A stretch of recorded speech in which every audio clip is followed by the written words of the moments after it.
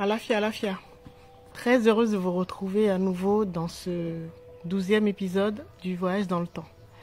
Alors, je suggère aux personnes qui regardent cette série pour la première fois d'aller regarder les autres pour s'actualiser, les autres épisodes, les précédents épisodes pour vous actualiser.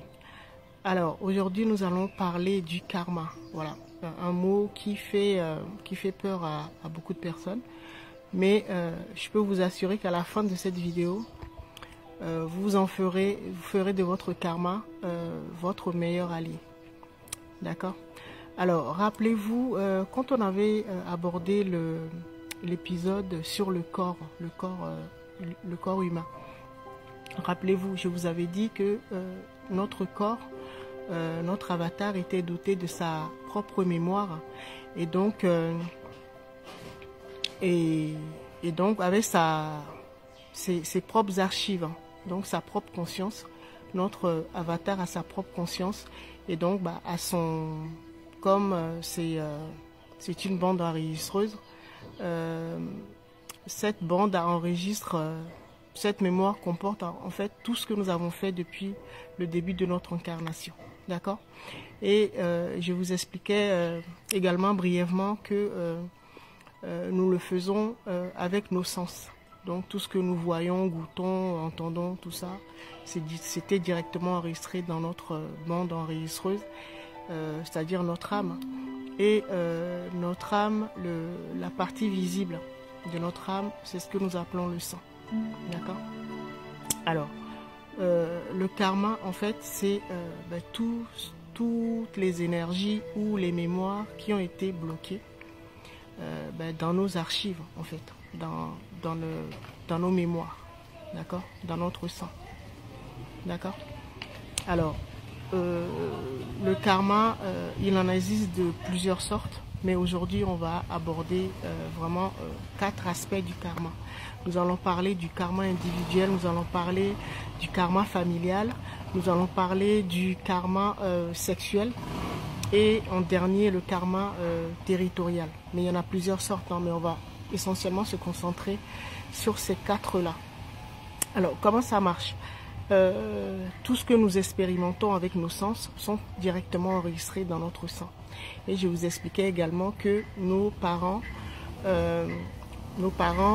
ainsi que tous nos prédécesseurs nous transmettaient leur mémoire jusqu'à la 7e génération. Donc, ça veut dire que vous avez les mémoires de vos ancêtres jusqu'à la 7e génération. D'accord? Et c'est pour ça que parfois, vous avez l'impression de vivre des situations ou de faire des rêves, mais qui ne vous appartiennent pas en fait. Ou vous ressentez des émotions qui ne vous appartiennent pas. Alors, nous allons aborder d'abord le karma individuel. Et donc, si vous avez compris, ça concerne vraiment tout ce que nous avons engrangé depuis cette incarnation. D'accord? Alors, tout ce que nous avons enregistré, ça peut être des bonnes choses ou des choses plus tristes ou traumatisantes ou laides, voilà.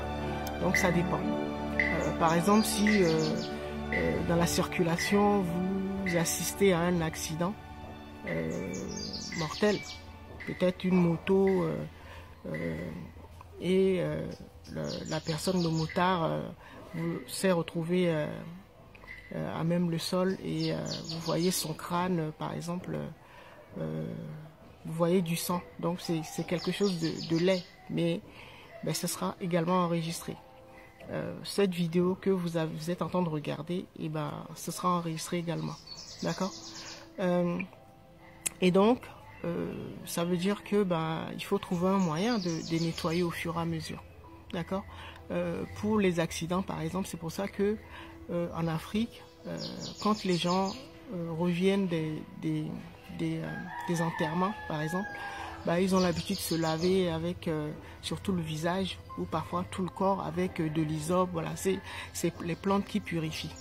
D'accord? C'est une manière de nettoyer son sang, ou pour que les mémoires ne gardent pas cet aspect morbide, si on peut dire ça, puisque vous avez un enterrement, vous avez vu le mort, d'accord. Alors, on va parler maintenant du karma familial. Et ben, c'est exactement comme le karma individuel, sauf que vous avez hérité des mémoires de vos ancêtres, comme je vous disais tout à l'heure, jusqu'à la 7e génération, d'accord. Et donc, si vos ancêtres, par exemple, ont fait la guerre et donc ont vécu les atrocités de la guerre, donc ont côtoyé la mort et tout ça, et un de vos grands-parents, peut-être qui a fait la guerre, il vous a transmis ça. Si vos grands-parents ou vos parents ont vécu la colonisation, par exemple, en Afrique, donc les travaux forcés et tout ça, donc il y a eu beaucoup de traumatismes, beaucoup, voilà, des choses vraiment pas beau du tout, très très très laid. Et ils vous ont transmis ça. Donc leur traumatisme, leurs blessures et tout ça, ils ont transmis. Mais en même temps, nous héritons également de leur qualité, de leur talent, de leur potentiel également, d'accord. Mais nous héritons également de leurs blessures, de leurs traumas, d'accord. Alors, maintenant on passe au karma sexuel. Et c'est tout ça concerne tous vos partenaires sexuels que vous avez eus.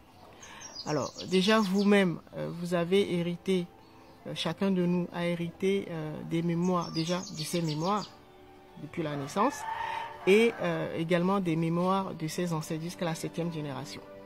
Et donc à chaque fois que vous avez des rapports intimes avec une personne, vous téléchargez automatiquement ces mémoires, d'accord. Et donc la mémoire de ses ancêtres jusqu'à la 7e génération. Et donc les belles choses, les talents, les potentiels de sa famille, et également les malédictions, les traumas, les blessures, tout ça, d'accord. S'ils n'ont pas été travaillés, voilà, vous héritez ça. Alors et donc si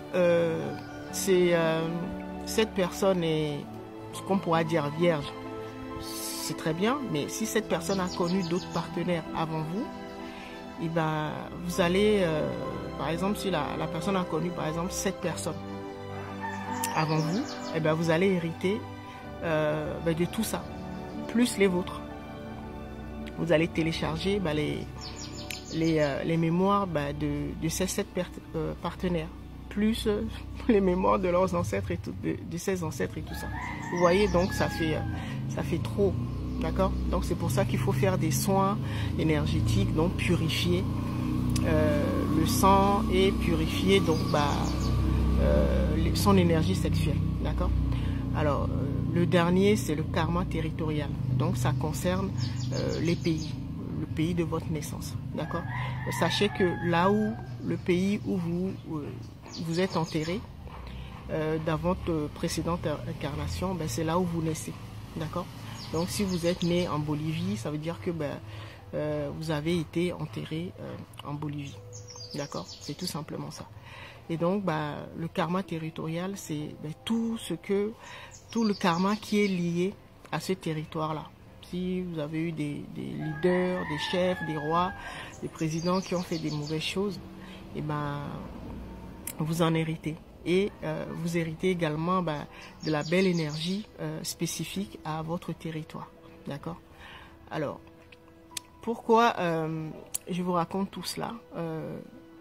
Tout simplement pour mettre l'accent sur les bons côtés du karma, d'accord. Parce que quand nous téléchargeons les mémoires d'une personne ou de nos ancêtres ou d'un partenaire, nous prenons également les potentiels. C'est pas seulement le